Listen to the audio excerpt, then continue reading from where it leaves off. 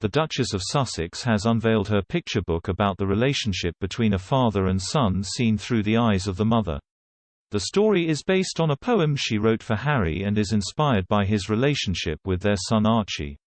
While the book has caused some controversy, one royal expert pointed out that increasing representation is a good thing and that Meghan's book, which features a non-white family, is contributing to that. An analysis in November revealed that only 5% of children's books featured a Black, Asian or minority ethnic BAME main character, up from 4% in 2018 and a measly 1% in 2017. The reports from the Center for Literacy in Prime Education, CLPE, found that the number of books featuring any BAME characters at all was at just 10%, up from 7% in 2018 and 4% in 2017. This is compared to the 33.5% of primary school-aged children in England who are from a minority ethnic background.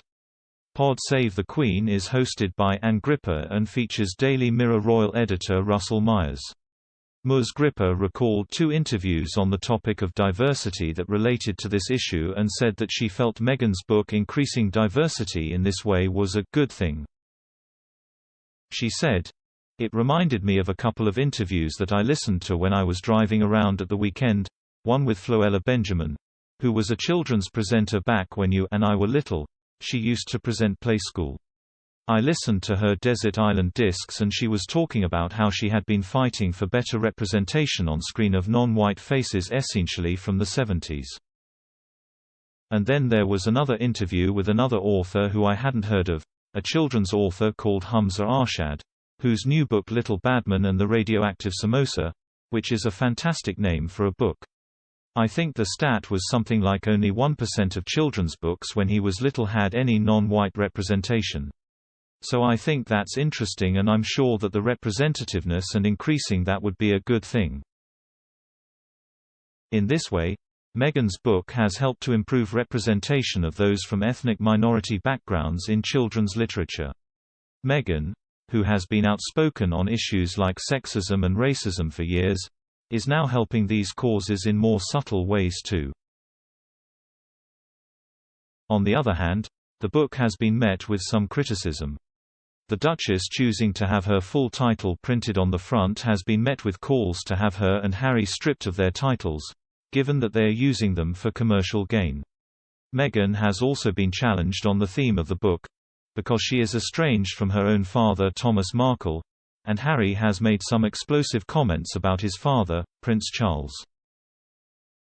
On the other hand, others have argued the book is simply a sweet story for children and that no one is obliged to buy it. Ms. Gripper noted that she does feel for professional writers who are trying hard to get published only to see Meghan be published just because she is a duchess. She said, "I guess I also thought about the number of people who are probably trying to write children's books and get themselves published and all that kind of thing, and then once you're the Duchess of Cambridge, you can just get a book published basically if you want to. So I thought that was interesting, so I sort of felt for those people." She added, "It's great being a duchess. The door's open for you." Meghan's book has already proven to be very popular, reportedly selling out on Amazon. The announcement has coincided with the release of Hold Still from Kate, Duchess of Cambridge, which is raising funds for the Mind and the National Portrait Gallery. It features photographs and stories related to the coronavirus pandemic.